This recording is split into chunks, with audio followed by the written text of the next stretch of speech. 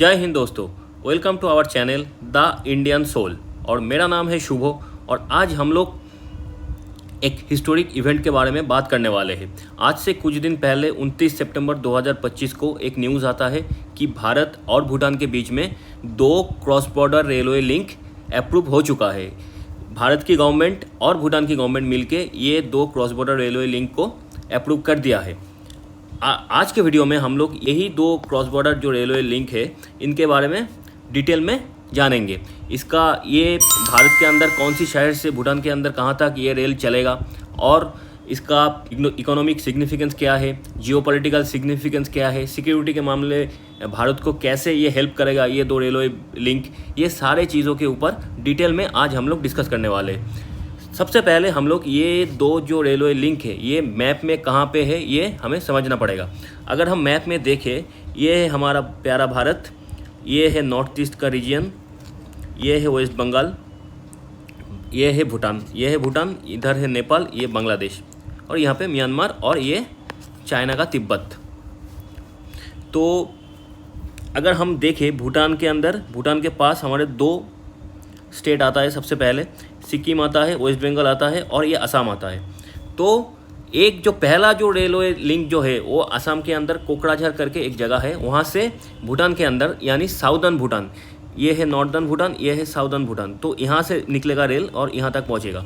तो ये कोकराझार से गेलेफू तक भूटान के अंदर, असम से साउदर्न भूटान यानी गेलेफू तक ये पहला वाला रेल लिंक असम के अंदर से यानी कोकराझार से भूटान, साउदर्न भूटान यानी गेलेफू तक चलेगा। दूसरा वाला कौन सा वाला है? दूसरा वाला है वेस्ट बंगाल से।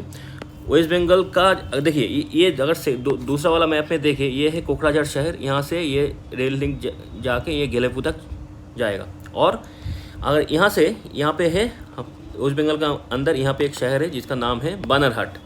यही बानरहाट से भूटान तक यानी सामष्टी, भूटान के अंदर एक जगह है सामष्टी। अगर हम मैप में देखें, यहाँ से यहाँ तक ये भी साउदर्न भूटान के अंदर है। सामष्टी जो जगह है ये भी साउदर्न भूटान के अंदर है। तो दूसरा वाला जो रेलवे लिंक है वो बानरहाट से सामष्टी तक यानी वेस्ट बंगाल से भूटान तक चलेगा। तो ये 2 रेलवे लिंक प्रपोज हुआ है और उसके बाद प्रपोज बहुत पहले हुआ था, लेकिन अब ये अप्रूव हो चुका है, यानी इसका काम बहुत ही जल्दी शुरू हो जाएगा। मैप में एक बार फिर से हम लोग देख लेते हैं। ये है हमारा भारत का हिस्सा सिक्किम, नीचे ये वेस्ट बंगाल और यहाँ से आपका चला शुरू हो जाता है, ये असम शुरू हो जाता है। तो असम के अंदर ये है कोकराझार से गेलेफू तक ये लाइन चलेगा और ये है बानरहाट, यहाँ से सामष्टी तक दूसरा लाइन चलेगा। तो 2 रेलवे लिंक का जो मैप का जो पोजीशन है वो हम लोगों के दिमाग में बैठ गया। अब हम देखेंगे डिटेलिंग, ये 2 जो रेलवे लिंक है इसका डिटेल के बारे में थोड़ा सा हम लोग अभी जानेंगे। तो पहला तो हमने देख लिए, पहला वाला रेलवे लिंक कोकराझार से गेलेफू तक चलेगा यानी हमारे असम स्टेट से भूटान तक, साउदर्न भूटान तक। अब ये जो रेलवे लिंक है, जो पहला वाला जो कोकराझार से गेलेफू तक जाएगा, ये रेलवे लिंक का जो लेंथ है वो है 69.04 किलोमीटर और इसका कॉस्ट कितना आएगा? 3,456 करोड़ रुपया इसका कॉस्ट आएगा। ये बनने में टाइम कितना लगेगा? 4 साल। 4 साल के अंदर कोकराझार से गेलेफू तक जाने का जो रेलवे लिंक है वो बन जाएगा। यही रेलवे लिंक के अंदर यानी कोकराझार से गेलेफू तक ये टोटल जो रेलवे लिंक बनेगा लगभग 69.04 किलोमीटर के अंदर टोटल 6 स्टेशन रहेंगे। वो 6 स्टेशन क्या क्या है? बालाजान, गारुभाषा, रूनीखाता, शांतिपुर, दादगिरी और गेलेफू, ये टोटल 6 स्टेशन रहेंगे। और ये टोटल रास्ते के अंदर यानी 69.4 किलोमीटर के अंदर टोटल 29 मेजर ब्रिज होंगे जिसके ऊपर से रेलवे का जो पटरी है वो गुजरेगा।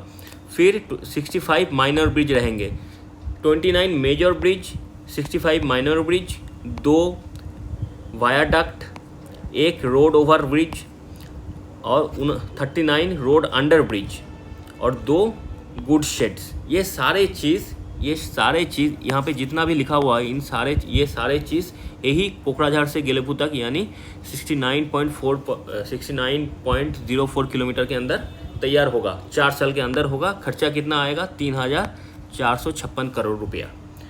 अब दूसरा वाला रेलवे लिंक, ये पहला वाला हो गया, ये दूसरा वाला बानरहाट से सामस्टी तक जाएगा, यानी वेस्ट बंगाल से भूटान तक जाएगा। ये कितने किलोमीटर का होगा ये लाइन, ये अभी फिक्स नहीं हुआ।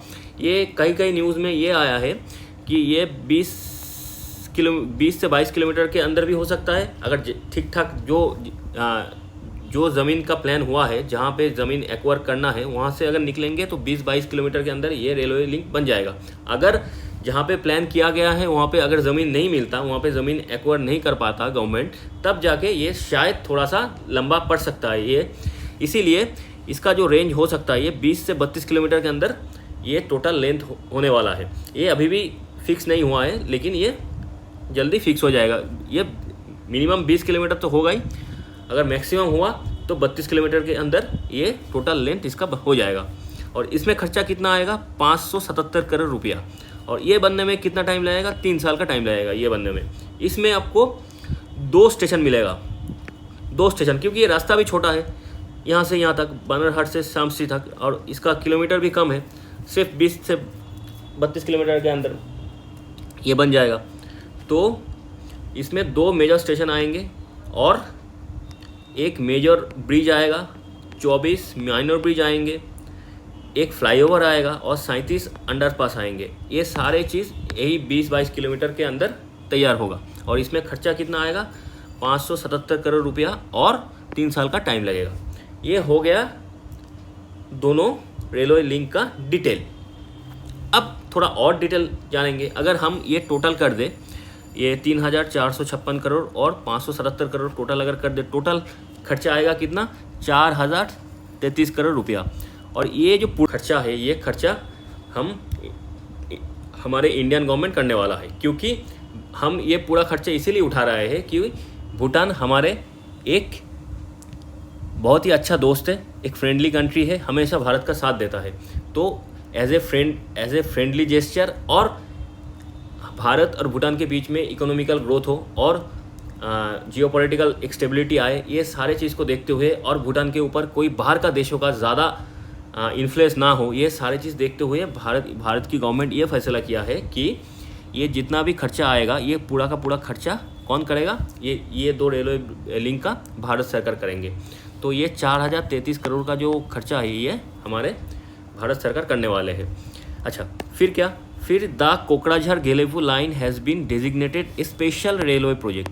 तो ये जो रेलवे कोकराझार से गेलेफू तक जो रेलवे लिंक का जो प्रोजेक्ट है, इसको एक स्पेशल रेलवे प्रोजेक्ट का स्टेटस दिया गया है, क्योंकि it will help give it priority in land acquisition and clearance etcetera. यानी इसको स्पेशल रेलवे प्रोजेक्ट के अंदर इसीलिए डाला गया है, क्योंकि अगर स्पेशल रेलवे प्रोजेक्ट के अंदर रहेंगे तो इसके लिए जो लैंड एक्विजिशन करना पड़ेगा, जो क्लियरेंस चाहिए होगा ब्रिज बनाने के लिए, माइनर पासेस बनाने के लिए, अंडरग्राउंड ब्रिज बनाने के लिए, अंडरग्राउंड पासेस बनाने के लिए, ये सारे चीज़ जल्दी काम आगे बढ़ता जाएगा अगर स्पेशल रेलवे प्रोजेक्ट के अंदर ये रहेगा तो।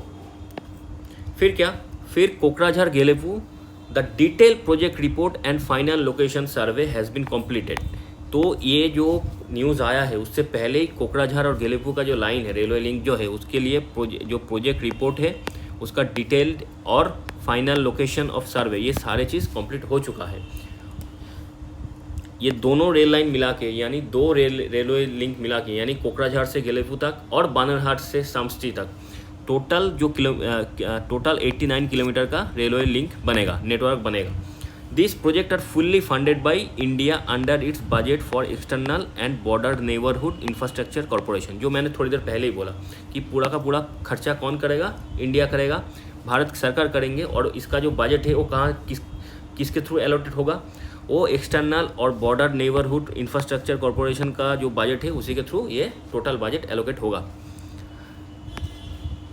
तो और ये जो भी काम होगा, ये एक तरीके का मान लीजिए मेक इन इंडिया जो प्रोजेक्ट है, जो उसी के ऊपर और ज़्यादा फोकस करके ये सारा मटेरियल, सारा जो लेबर, जो कंपनियां ये ब्रिज बनाएंगे, ये सारे चीज़ हम इंडिया वाले करने वाले हैं।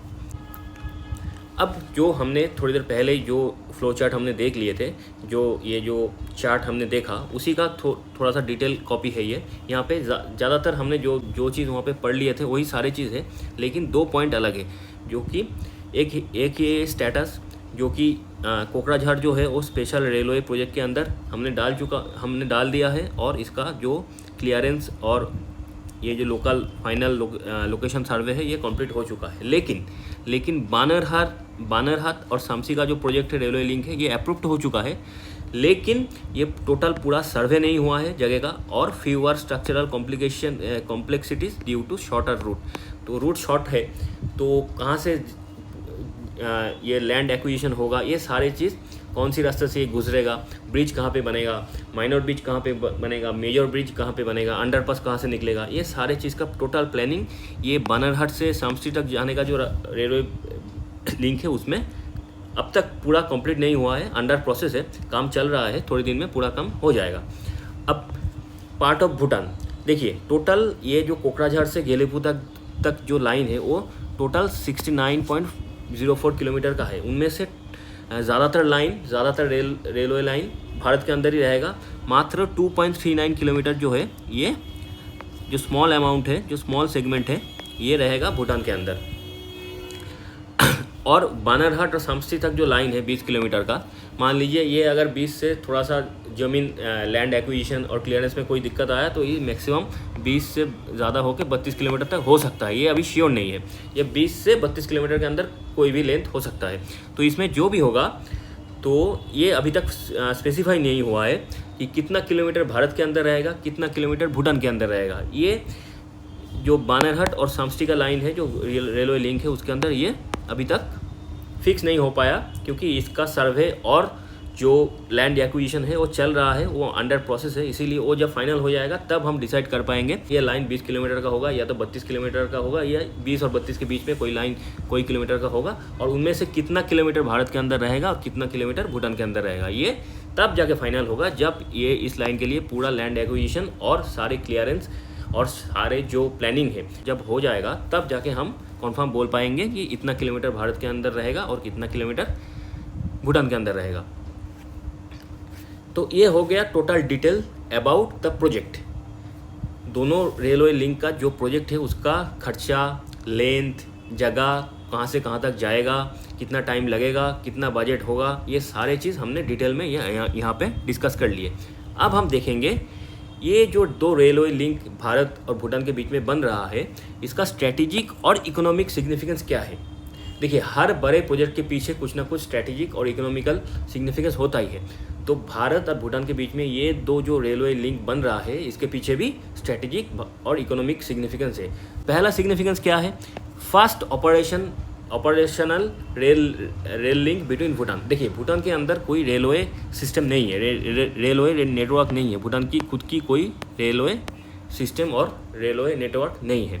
तो भूटान के अंदर पहला रेलवे नेटवर्क बन रहा है, और वो कौन बनवा रहा है? वो भारत सरकार कर रहा है। वो भारत भूटान के लिए अपना जो दोस्ती है उसको और ज़्यादा रिकॉग्नाइज करने के लिए और ज़्यादा उसको स्ट्रॉन्ग करने के लिए भारत भूटान के लिए ये काम कर रहा है।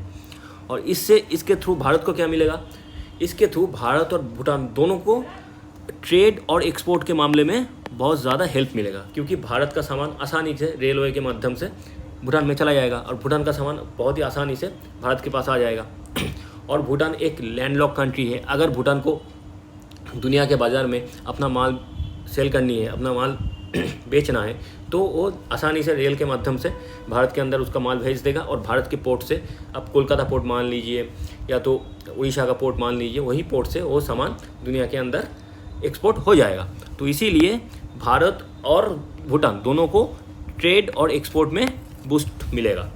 ये हो गया दूसरा सिग्निफिकेंस। तीसरा क्या? Tourism and regional development. जब दोनों देश के बीच में आने और जाने का, यानी कनेक्टिविटी बहुत ही आसान हो जाएगा। जब एक रेल पकड़ के हम यहाँ भारत से भूटान और भूटान से भारत आ सकेंगे, तब क्या होगा? दोनों के दो रीजन के बीच में अगर कनेक्टिविटी सही बहुत ज़्यादा अच्छा है तो डेवलपमेंट होना ही है।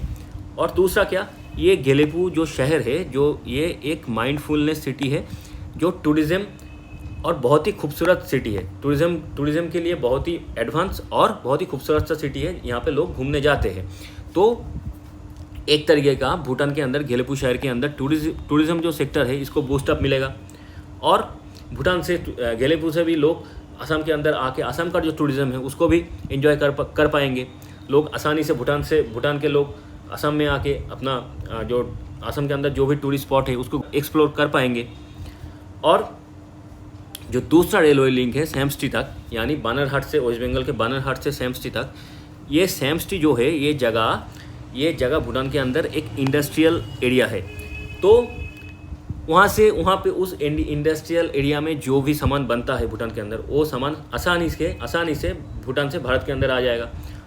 और भारत के अंदर जो सामान बनता है वो सामान आसानी से बानरहाट से रेलवे लिंक के थ्रू भूटान में पहुँच जाएगा। भूटान के अंदर वो यूज़ होगा, वो सारे सामान भूटान के अंदर हम भारत सरकार उसको बेच पाएंगे और भूटान के सामान भारत में बानरहाट तक आ जाएगा, वहाँ से भारत के पोर्ट में आ जाएगा, वहाँ से दुनिया के अंदर एक्सपोर्ट भी हो पाएगा। और अगर भूटान सरकार चाहे कि उनके सामान भारत के अंदर बेचा जाए, सेल हो, तो भारत के अंदर भी वो यूज़ होगा, वो लोग उसको खरीदेंगे। तो बिज़नेस के मामले में भारत को जैसे फ़ायदा होगा, भूटान को भी फ़ायदा होगा। तो टूरिज़्म और रीजनल डेवलपमेंट के ऊपर दोनों को फ़ायदा मिलने वाला है इस रेलवे लिंक से। फिर क्या, जियो पॉलिटिकल एंड सिक्योरिटी इंपॉर्टेंस। देखिए, अगर हम मैप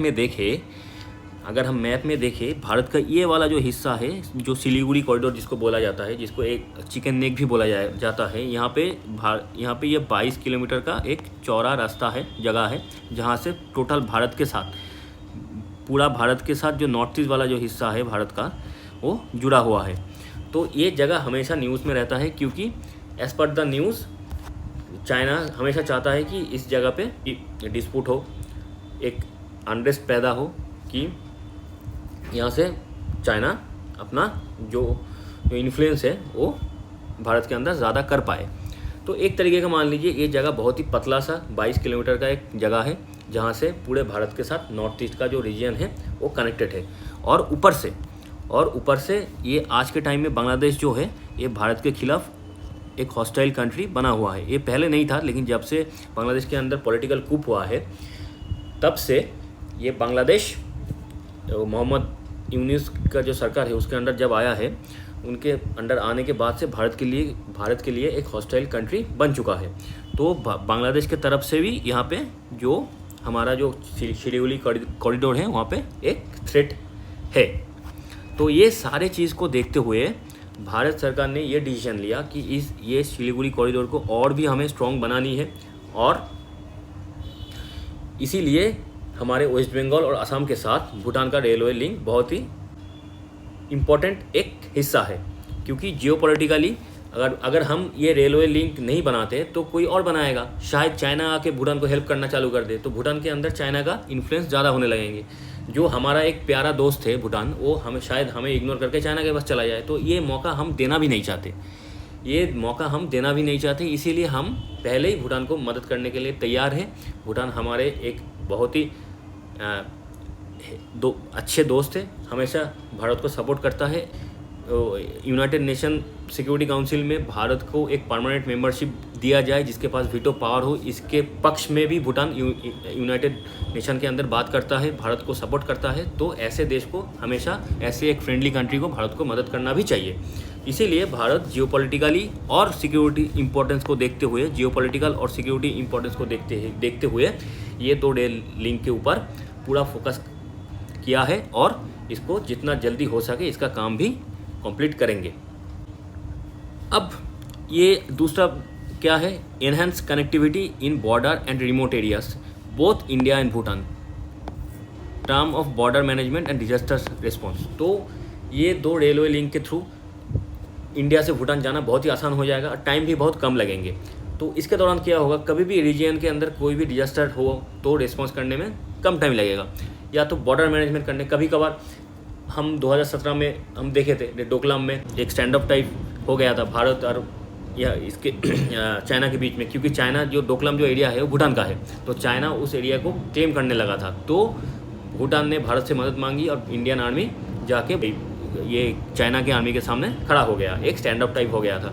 तो बॉर्डर का जो टेंशन है इसको भी कम करनी है, और उसको बॉर्डर का सिक्योरिटी को भी इन्हांस करना है। भूटान का बॉर्डर के ऊपर कोई खतरा आए तो वो खतरा भारत के बॉर्डर के ऊपर भी आएगा, तो इसीलिए हमें भूटान को भी सिक्योर रखना है। इसीलिए भूटान की बॉर्डर की सिक्योरिटी और हमारे भारत की बॉर्डर की सिक्योरिटी को देखते हुए ये रेलवे लिंक बहुत ही इम्पोर्टेंट है और बहुत ही और जियोपॉलिटिकल जो इम्पोर्टेंस है उस ये भी इसको भी देखते हुए ये दो रेलवे लिंक भारत को बहुत ज़्यादा और भूटान को भी बहुत ज़्यादा मदद करेगा। तो अब आते हैं पॉलिसी अलाइनमेंट। भारत की फॉरेन पॉलिसी का जो बेसिक है वो बेसिक क्या है, नेबरहुड फर्स्ट पॉलिसी और एक्ट ईस्ट, यानी भारत के ईस्ट में जो भी देश हैं उनके साथ अपना रिलेशन सही करो और उनको मदद करो। ऐसे ही नेबरहुड, भारत के नेबर में जो भी भारत की फ्रेंडली कंट्रीज़ है उन सारे को भारत सरकार मदद करना चाहता है। तो भारत की जो बेसिक फॉरेन पॉलिसी है वो क्या है, नेबरहुड फर्स्ट पॉलिसी और एक्ट ईस्ट पॉलिसी। तो ये दो पॉलिसी के अंदर भूटान के अंदर हमें एक स्ट्रॉन्गर इंफ्रास्ट्रक्चर बनानी है, जो इंफ्रास्ट्रक्चर भूटान को और भारत को दोनों को मदद करे, दोनों की इकोनॉमिकल ग्रोथ में मदद करे, दोनों की बॉर्डर का जो सिक्योरिटी है उसको एनहांस करने के लिए, उसको और भी ज़्यादा सिक्योर करने के लिए मदद करे और स्ट्रेटेजिक एक अपर हैंड दे दोनों देशों को। तो इसी को सामने रखते हुए ये रेलवे प्रोजेक्ट भारत और भूटान दोनों के लिए बहुत ही इम्पोर्टेंट है। अब ये जो दो रेलवे प्रोजेक्ट है ये जहाँ से गुजरेगा ये एक पहाड़ी रास्ता है। तो ये ऐसे रास्ते से जाएगा जहाँ पे आपको बनाने के टाइम बहुत सारे चैलेंज और बहुत सारे कंसीडरेशन भी दिमाग में रखना पड़ता है और रखना पड़ेगा भी। तो वो सारे चैलेंजेस क्या है, ये दो रेलवे लिंक जब उसका काम जब चालू होगा उसके बाद क्या क्या चैलेंज हमें फेस करना पड़ेगा और क्या क्या चीज़ हमें दिमाग में रखनी है, क्या क्या चीज़ हमें कंसीडर करनी है। तो पहला वाला जो चीज़ हमें दिमाग में रखनी है और उसके बारे में सही से प्लान करना पड़ेगा वो क्या है, टेरेन एंड जियोग्राफी। ये जहाँ से भूटान और जहाँ से ये असम के अंदर और वेस्ट बंगाल के अंदर से जहाँ से ये रेलवे निकलेगा वो जगह एक पहाड़ी रीजन है और पहाड़ के बीच में से ये रास्ते को निकालना पड़ेगा, ये रेलवे लिंक को निकालना पड़ेगा। तो प्रोपोज जो रूट है, जो दो रूट प्रोपोज किया गया है वो हिली टेरेन के अंदर से जाता है, रिवर वैलीज़ के अंदर से जाता है। तो ये सारे चीज़ हमें दिमाग में रखना पड़ेगा क्योंकि एक प्लेन एरिया में एक ब्रिज बनाना, एक रेलवे ट्रैक बनाना, एक ओवरब्रिज बनाना, ये सारे कुछ बहुत ही आसान है। उससे बहुत ज़्यादा टफ हो जाता है जब आप हिली रीजन में एक ब्रिज बनाते हो, एक अंडरपास बनाते हो, एक टनल बनाते हो और रिवर के वैली के ऊपर काम करते हो, तब जाके ये बहुत ज़्यादा टफ हो जाता है। तो इसमें क्या है, the requirement of many bridges, major minor, viaduct, underpasses, ये सारे चीज़ इस कंस्ट्रक्शन के अंदर बनेगा। तो ये सारे चीज़ को सही तरीके से अच्छे मेजरमेंट के साथ पहाड़ी इलाके में बनाना बहुत ही चैलेंजिंग काम है क्योंकि पहाड़ के अंदर कभी भी भूकंप आ सकता है, कभी भी लैंडस्लाइड हो सकता है, ब्रिज के ऊपर लैंडस्लाइड हो जाए कि या तो टनल के मुंह लैंडस्लाइड से बंद हो जाए, ये सारी चीज़ दिमाग में रखना पड़ेगा। तो ऊपर से ये दो एरिया का जो सीजन से जो मानसून का सीजन आता है, ये सारे चीज़ को भी दिमाग में रखते हुए लैंडस्लाइड कैसे प्रिवेंट किया जाए, अगर लैंडस्लाइड हो उसको कितना जल्दी क्लियर किया जा सकता है, और मानसून का सीज़न में जब नदी का पानी बहुत ज़्यादा हो जाता है उस टाइम कैसे हम मैनेज करेंगे, ये सारे चीज़ को दिमाग में रखते हुए ये कंस्ट्रक्शन बहुत ही कॉम्प्लिकेटेड और कॉम्प्लेक्स हो जाता है। तो ये सारे चीज़ को हमें दिमाग में रखनी है, ये सारे चैलेंजेस को ओवरकम करनी है। चैलेंजेस, जियोग्राफी जो चैलेंजेस देता है उसको भी ओवरकम करनी है करके ये दो प्रोजेक्ट है ये हमें कंप्लीट करनी है। फिर क्या, environmental and social impact. Bhutan एक ऐसा देश है ये जो एनवायरमेंट सस्टेनेबिलिटी के ऊपर बहुत ज़्यादा जोर देता है।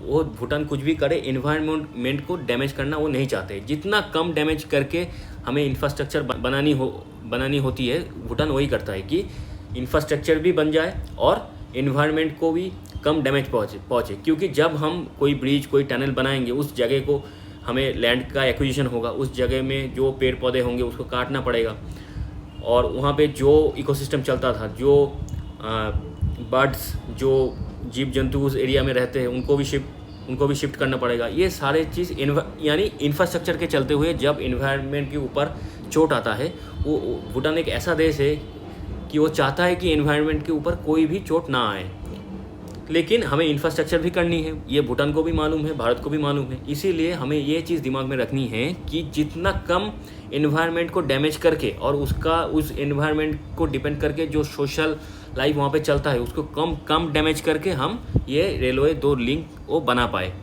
तो एक तरीके से जब हम लैंड एक्विजिशन करने जाएंगे तो लोकल जो इकोलॉजी है, लोकल जो कम्युनिटीज़ रहते हैं और जो वाइल्ड लाइफ है, ये सारे चीज़ को ध्यान में रखते हुए हमें ये प्रोजेक्ट को करनी है, कंप्लीट करनी है।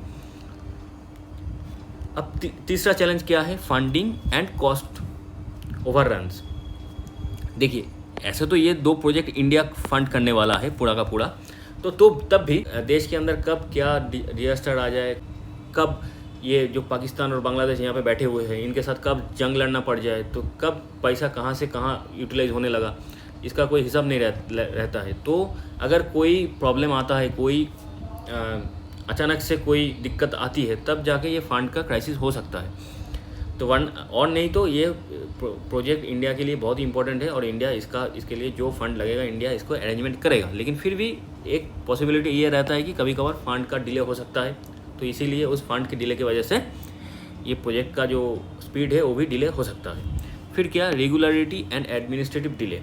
देखिए, ये सारे चीज़ जो मान लीजिए भारत सरकार, भारत के अंदर जो ब्रिज बनेंगे उसका क्लियरेंस जितना, मतलब रेलवे लिंक का जितना हिस्सा भारत के अंदर बनेगा उसका तो क्लियरेंस भारत को जल्दी मिल जाएगा। लेकिन भूटान के अंदर जो बनेगा, जो एरिया भूटान के अंदर बनेगा, वो कौन सी जगह से जाएगा, वहाँ का फॉरेस्ट लाइफ क्या है, वहाँ पे जो कम्युनिटी रहते हैं उनका हालत क्या है, वो ज़मीन अपना देंगे कि नहीं, उसका क्लियरेंस, वाइल्ड लाइफ कितना डैमेज हो रहा है, इन्वायरमेंट कितना डैमेज हो रहा है, ये सारे चीज़ का जो क्लियरेंस है वो भूटान के अंदर मिलने में थोड़ा सा टाइम लग सकता है।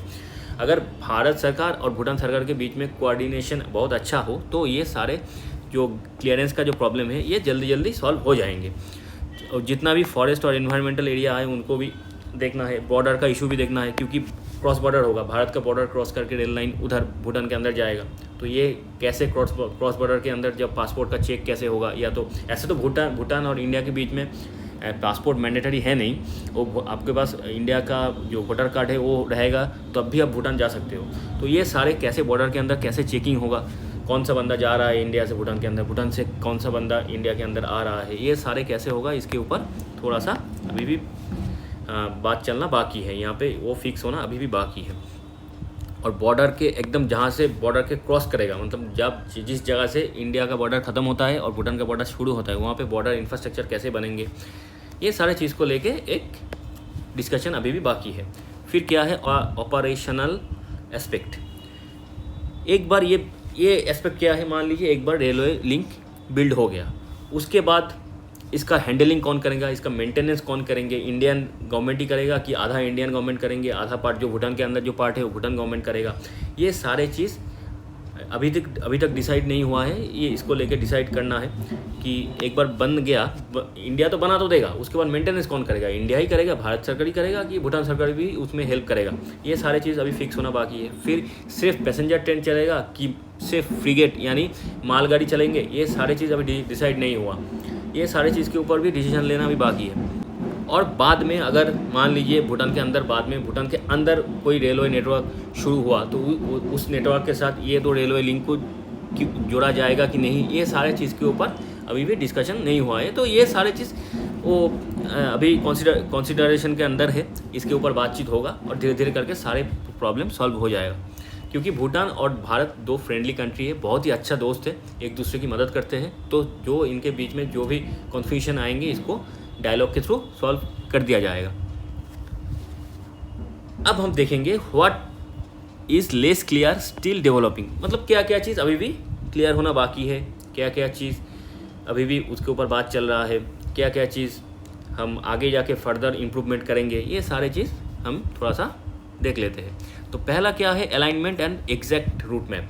देखिए, कोकराझार से गेलेपू तक एग्जैक्ट रूट मैप तो तैयार है, लेकिन बानरहाट से सैमस्टी तक ये एग्जैक्ट रूट मैप अभी भी तैयार नहीं हुआ है, इसके ऊपर बातचीत चल रहा है। फिर क्या? Customs, immigration and border formalities, जो हम थोड़ी देर पहले हम देखे, बॉर्डर एग्रीमेंट और बॉर्डर इंफ्रास्ट्रक्चर क्या होगा। जब एक बंदा यहाँ से वहाँ पे जाएगा, भारत से भूटान के अंदर, तब उसका जो डॉक्यूमेंट्स है वो कैसे चेक होगा, कहाँ पे चेक होगा, ट्रेन कितना वक्त तक रुकेगा, कौन सी स्टेशन में रुकेगा, ये सारी चीज़ अभी फिक्स नहीं हुआ है, इसके ऊपर बातचीत चल रहा है। और गेज और इलेक्ट्रिफिकेशन और स्पीड, ट्रेन का स्पीड क्या होगा, कौन सी गेज का लाइन चलेगा, ये ब्रॉड गेज या नैरो गेज। देखिए भारत सरकार बनाएगा तो ब्रॉड गेज ही बनाएगा, क्योंकि अगर ब्रॉड गेज होगा तो बड़े मालगाड़ी जो है वो आएंगे जाएंगे, तो ज़्यादा माल भारत से भूटान के अंदर जाएगा और भूटान से भारत के अंदर आएगा। अब भारत सरकार का प्लान ये है कि यहाँ पे जो पैसेंजर ट्रेन चलेंगे वो वंदे भारत जिस ट्रैक के ऊपर चलता है उसी ट्रैक को यहाँ पे बिठाया जाएगा। तो भारत सरकार का प्लान यही है कि यहाँ पे जो ब्रॉड गेज है जिसके ऊपर सारे ट्रेन, पैसेंजर ट्रेन और जो मालगाड़ी है वो चलता है, गुड्स ट्रेन चलता है, तो उसी ट्रैक को ये दो रेलवे लिंक के बीच में, रेलवे लिंक के अंदर बिठाया जाएगा। तो इसके ऊपर अभी भी पूरा बात कंप्लीट नहीं हुआ है, इसके ऊपर डिस्कशन चल रहा है। ये इंडियन गवर्नमेंट और भूटान गवर्नमेंट के बीच में बातचीत चल रहा है, तो ये बहुत जल्दी फिक्स हो जाएगा। और ट्रेन का स्पीड कितना होगा, देखिए पहाड़ी एरिया में आप ट्रेन अपने मर्जी से ज़्यादा स्पीड पे चला भी नहीं सकते हो, तो मैक्सिमम स्पीड क्या होगा, भाई ये सारे चीज़ धीरे धीरे करके डिसाइड होने वाला है। अब चौथा चीज़ क्या है, भूटान्स इंटरनल कनेक्टिविटी। तो ये जो सैमस्टी और गेलेफू तक एक बार लाइन बन गया, उसके बाद भूटान के अंदर बाकी जो जगह है उसके साथ ये दो स्टेशन को कैसे कनेक्ट किया जाए, रोड के थ्रू, फीडर सर्विस के थ्रू, जैसे हो कि लोग अगर भारत से भूटान पहुंचना चाहता है तो ये दो स्टेशन में उतर के जल्दी जल्दी भूटान के जो और भी जगह है वहाँ पे पहुँच पाए। तो ये दो स्टेशन के साथ भूटान का इंटरनल जो कनेक्टिविटी है उसको भी जोड़ना है। इसके ऊपर कैसे कनेक्टिविटी जोड़ा जाएगा, क्या क्या प्लानिंग होगा, क्या क्या और इंफ्रास्ट्रक्चर बनाना पड़ेगा, ये सारे चीज़ के ऊपर डिस्कशन अभी भी चल रहा है, काम चल रहा है। फिर एनवायरमेंटल एंड सोशल इम्पैक्ट, जो थोड़ी देर पहले हमने डिस्कस किया कि भूटान एक एनवायरनमेंट सस्टेनेबिलिटी के ऊपर, एनवायरनमेंट के ऊपर बहुत ज़्यादा जोर देता है। वो एनवायरनमेंट को जितना हो सके कम डैमेज करता है। तो भूटान के अंदर ज़्यादातर एरिया लैंड, फॉरेस्ट लैंड है, वाइल्ड लाइफ है, वहाँ पे रिवर क्रॉसिंग है, ये सारे चीज़ को ध्यान में रखते हुए, और वहाँ पे जो भी लोग रहते हैं भूटान के, उनके ऊपर, उनके सोशल लाइफ के ऊपर कोई भी इम्पैक्ट ना आए, ये सारी चीज़ को देखते हुए हमें ये प्रोजेक्ट को आगे लेके जानी है। और जो जो दिक्कतें आएंगे इसके बीच, ये एनवायरनमेंट और सोशल इम्पैक्ट के ऊपर सारे दिक्कतें को हमें डिस्कस करके जितना कम डैमेज हो सके, एनवायरनमेंट को जितना कम डैमेज हम कर पाए उसके ऊपर जोर दे के हमें ये प्रोजेक्ट आगे लेके जानी है।